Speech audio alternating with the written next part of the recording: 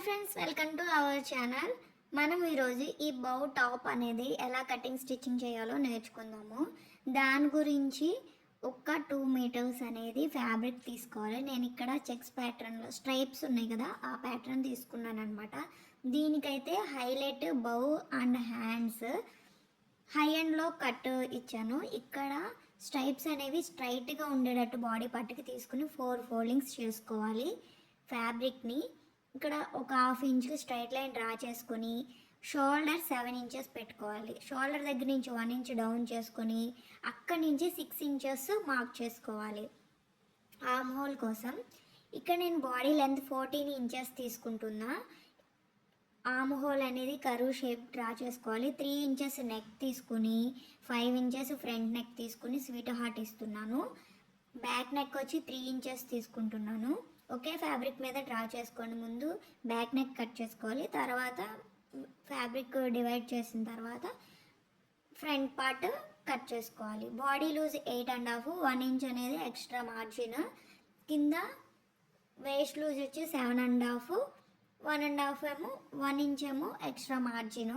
Half ఇంచ్కి ఇలా cross cut చేసే కదా ఫిట్టింగ్ బాగుంటుంది. దాని గురించి షోల్డర్ కూడా మనం ఒక 1 ఇంచ్ డౌన్ చేసుకున్నాము. ఫిట్టింగ్ అనేది బాగుంటుంది అనమాట.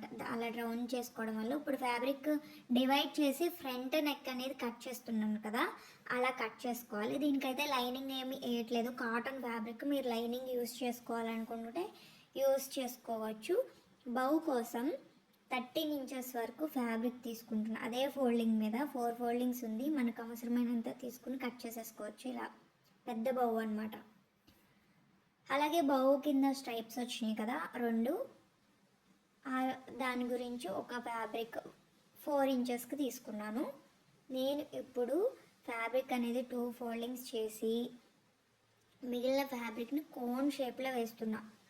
ఓపెన్ సైడ్ తీసుకుని క్లోజ్డ్ సైడ్కి ఇలా కోన్ షేప్లోకి మనం ఫోల్డింగ్ చేసుకున్న తర్వాత 4 ఫోల్డింగ్స్ ఆపోజిట్లో ఉన్నాయి, 2 ఓపెన్స్ మన వైపుకు ఉన్నాయి అన్నమాట. దీనికైతే 2 ఓపెన్స్ ఉండాలి. మనం క్లోజ్డ్ నెక్ వేస్తున్నాం కదా, దాని గురించి. ఫుల్ లెంత్ 33 ఇంచెస్ ఉంది. 33 ఇంచెస్ తీసేసుకుంటున్నాను నేను. ఇక్కడ కట్ చేసేస్తున్నాం. మనం తర్వాత బాడీ పార్ట్ కట్ చేశాక మనం వేస్ట్ లూజ్ అనేది కట్ చేసుకుందాం. దానివల్ల ఎగుడు దిగుడు రాకుండా ఉంటుంది. ఇక్కడ హ్యాండ్స్ అనేవి 4 ఫోల్డింగ్స్ చేసుకొని ఫ్రిల్స్ హ్యాండ్స్ ఇస్తున్నాను. పఫ్ హ్యాండ్స్ అనమాట, బాగుంటుంది. నార్మల్ స్లీవ్ ఎంతైతే తీసుకున్నా అంతే మార్జిన్ చేసుకోవాలి. నేను 8 ఇంచెస్ పెట్టుకున్నాను. 3 ఇంచెస్ డౌన్ చేసుకుని ఇలా మార్క్ చేసేసుకున్నా. పైకి 5 ఇంచెస్ మార్క్ చేసుకుని ఫ్రంట్కి 2.5 ఇంచెస్ మార్క్ చేసుకున్నాక ఇక్కడ కరువు షేప్లోకి డ్రా చేసేసుకోవాలి. దాన్ని కరువు షేప్లోకి డ్రా చేసుకున్న తర్వాత అక్కడ ఒక టక్స్లు ఇచ్చుకోవాలి. అంటే మనం అక్కడి నుంచి ప్రిల్స్ పెట్టుకుంటాం అనమాట. దాని గురించి అక్కడ నుంచి మనం టక్స్లు ఇచ్చుకోవాలి. ఇప్పుడు మనం హ్యాండ్స్ అనేది స్టిచ్చింగ్ చేసేసుకుంటున్నాను. కింద ఫోల్డింగ్ చేసుకుని స్టిచ్చింగ్ చేసుకున్న తర్వాత ఇక్కడ కరువు షేప్ నుంచి మనం ప్రిల్స్ అనేది పెట్టుకుంటూ రావాలి. మనకి ఎంతైతే ప్రిల్స్ వస్తాయో అంత.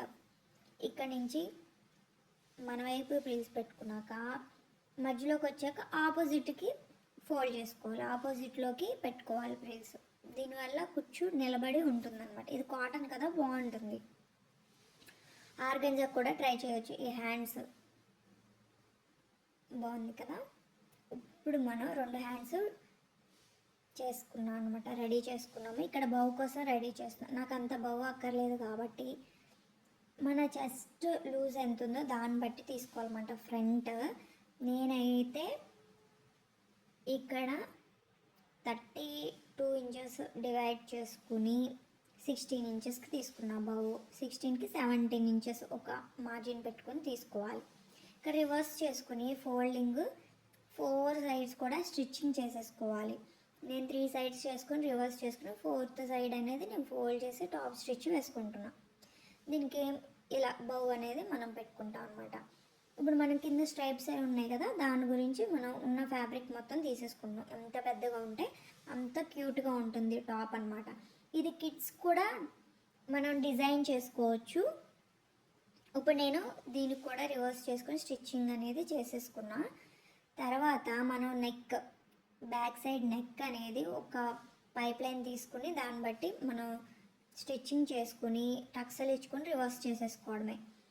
మీరు బక్రం యూస్ చేసుకోవచ్చు, లేదు క్రాస్ పీస్ తీసుకుని రివర్స్ చేసుకున్నా చేసుకోవచ్చు. ఇక్కడ నేను ఎక్స్ట్రా ఉన్న ఫ్యాబ్రిక్ అనేది కట్ చేసేస్తున్నా. మీరు హెమ్మింగ్ అయినా చేసుకోవచ్చు అనమాట. బ్యాక్ సైడ్ నెక్ ఎలా అయితే స్టిచ్ చేసామో ఫ్రంట్ సైడ్ నెక్ కూడా అలాగే స్టిచ్ చేసుకోవాలి. స్వీట్ హార్ట్ ఉంది కాబట్టి అలాగే స్టిచ్ చేసుకొని రివర్స్ చేసుకుని టాప్ స్టిచ్ చేసుకోవాలి. ఇప్పుడు షోల్డర్స్ అనేవి స్టిచ్చింగ్ చేసుకోవాలి.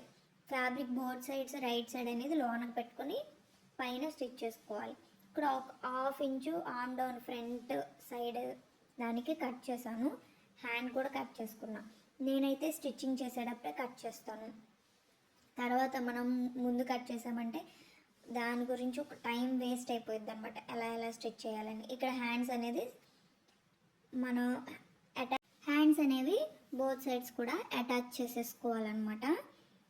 ఎక్స్ట్రా ఉన్న పిల్లోస్ని ఇక్కడ అడ్జస్ట్ చేసుకొని పెట్టేసుకోవచ్చు. తర్వాత బాడీ ఫిట్టింగ్ అనేది చేసేసుకోవాలి. మనం హ్యాండ్స్ బాడీ అనేది ఫిట్టింగ్ చేసేసుకుంటాం. ఇప్పుడు మనం కోన్ షేప్ కట్ చేసుకోలేదు కదా, అది ఇప్పుడు కట్ చేసేసుకుంటాం. బాడీ పార్ట్ ఇలా ప్లేస్ చేసుకుని ఇక్కడ ఖర్చులు బయటకు పెట్టుకోవాలి.